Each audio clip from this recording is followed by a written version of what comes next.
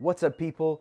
Today is the day. Finally, the highly anticipated, long-awaited Spider-Man Across the Spider-Verse official trailer has dropped, and we're going to react to it right here, right now. Now, there wasn't too much going on in this trailer, but I think if you pay some close attention, there's some stuff that can be really revealing, and we're going to talk about all that here today. So Miles is talking to his mom at the beginning of this trailer, and she mentions some things to keep in mind, some words of wisdom, I guess, as he's growing up.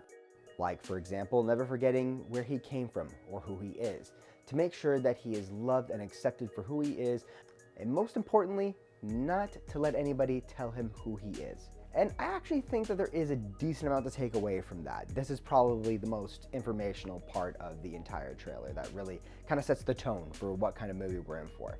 Now, if you've watched any of my videos before, you know that I've talked about how Miles has always sort of had his identity question, specifically and obviously about being Spider-Man. And as a fan, and if you're a fan of him too, I'm sure you probably know this. You probably have seen a lot of online talk about how Peter Parker is the only Spider-Man, Miles Morales is not Spider-Man, all this kind of garbage, all this hateful stuff. Out of all of Marvel's legacy characters, Miles probably receives the most amount of hate, the most amount of criticism, and at times it really seems like he has the most haters in the Marvel Universe. Now, the creators of this movie and Into the Spider-Verse have kind of proven themselves to be very comic book and comic book fan friendly. So they are definitely aware of this. They're definitely aware of this issue that's been going on. But it's also, you know, kind of normal, right? Miles is about 17 or so, kind of getting to the end of his high school days, going into adulthood. And of course, in a lot of sequels, usually the hero who's coming into his own gets tested pretty heavily. Think of Spider-Man 2, for example, or think of, even outside of comic books, you think of Empire Strikes Back. A lot of times the sequel is usually when our hero is tested the most. In the trailer, you've probably seen it by now, Miles is dealing with an attack from a bunch of spider people in the Spider-Verse. All of them are attacking him all at once for some reason. Specifically though, Miguel O'Hara, who is played by Oscar Isaac. And during the trailer, O'Hara even asks him, "Who do you think you are?" Now the question is, what triggered this? What exactly is happening to cause all this fighting? I think with Rio's lines and what we've seen in the trailer so far, it seems like Miles, Gwen, and Peter B have either encountered or are going to see an oncoming threat known as Spot.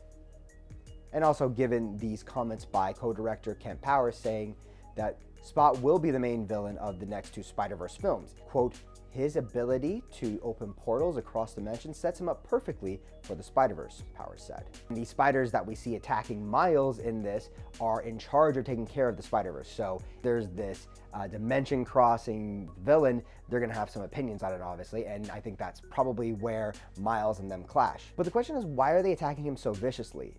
What is it that Miles did or potentially might do or have said to set them off so badly? You even hear in this trailer Gwen saying, "We are supposed to be the good guys." and it sounds like she's talking to Miguel O'Hara. But we know Miles is good. We assume all these other spider people are probably good too, even though they're being framed in kind of a bad light. So what difference do they have that could possibly make them fight like this? My theory is this, and this does kind of happen from time to time, is when something somebody loves is not so easily savable by a group of heroes like these spider people, and it's possible that that actually might be Miles' universe. Maybe Spot is actually threatening Miles' universe, and maybe Miles either needs to do something or get something from this Spider-Verse to kind of save his universe, but they can't let him have it.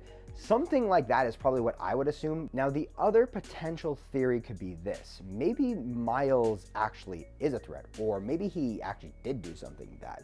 That is possible, right? I mean, it could have even happened in Into the Spider-Verse. The chance that he maybe did something wrong that we didn't notice, that he didn't notice, and now all these spiders think that he's a threat. The other potential outcome too is that they've seen Miles from other universes and they've all been threats in the past, and so they need to get rid of him too. Ultimately, we really don't know what's gonna happen, and to be honest, I'm fine with that. I'm actually glad that this trailer didn't give too much away, and I prefer that in my trailers. I don't know about you, but at the end of the day, like, I'm not in this for trailers, I'm in this for the movie. Like, you don't need to get me hyped about watching one of my favorite characters in a movie with guys that I know that can write him well and write other characters well and create a masterpiece, because they've proven to do that before in Into the Spider-Verse, and they have my full faith. Let's get into a few more talking points if we can, though. Jessica Drew, or Spider-Woman, is making her first appearance in this trailer. She is voiced by Issa Rae, and right away, if you haven't seen Spider-Woman before, you'll notice that she's not in her typical costume. But instead, she's in a costume identical to the one during Dennis Hopeless' run, where she's pregnant. And yes, she is also pregnant in this movie. She also has a motorcycle, and it looks like she's battling some version of the Vulture. Obviously, I don't think I can do this video without talking about some of the Spider-Men and women and Spider-People that we saw in this trailer. Not going to talk about all of them, but let's pick out a few that were 100% in there. First up, we have Spider-Man from the PS4 game. What looks like Kane, or Scarlet Spider. I gotta assume that's him, and I think he'd be an interesting one to have in this movie, especially with his super serious tone. And finally, we have Spider-Man from Spider-Man Unlimited. Now, here's the last thing. One thing I've seen people talking about is missing characters. One thing I gotta note though is obviously Spider-Punk, who's gonna be voiced by Daniel Kaluuya, has been confirmed, but I don't think he was in that trailer at all, which means he could be showing up later in this movie, because if he's been confirmed, he's probably there, but they just didn't want to give it away. Maybe his role is very important. I would imagine it is if they are announcing him like that. So be patient. A lot of these people might show up later. Even people have been talking about Spider-Man Noir and stuff like that from the original movie. The reality is, we might only see each of these Spider people like once. The main group is probably going to be Peter B, Miles, Gwen, and maybe a few others tagging along, and they'll probably show up in like the finale of this series or something like that. Another one people have mentioned is Mayday, Spider-Girl. Here's the thing. Spider-Girl probably is in this, or Mayday is probably in this, but she might not be Spider-Girl.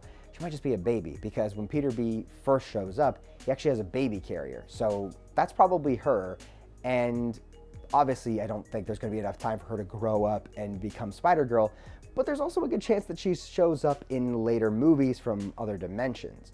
Another thing that you got to look forward to, specifically if you're looking for Mayday or maybe Silk, is there has been a lot of rumors dating back to the first movie about eventually having a Spider-Woman movie, because they did announce the plans to have Jessica Drew a long time ago, and of course Spider-Gwen, and Silk has obviously been involved with that series before, so I would imagine that there's going to be a lot more to come. So just take a breath, relax, be patient.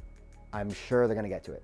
These guys, like I said, are comic book fans just like us. They are true to us as fans, and I think that's what we got to respect. That's what we got to be so happy for about these movies, is that these guys are going to pay homage to the fans, to the writers, to the creators of these comics and these characters that we love so much. And for now, that's all I got. If you guys have any cool theories about Spider-Man Across the Spider-Verse, or you just want to say anything, feel free. Let your voice be heard in the comments below.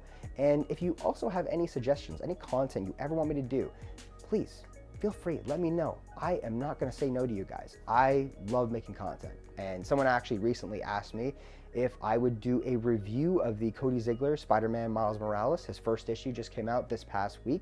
That's going to be coming soon, so make sure to subscribe for that. And I'll see you guys in the next one.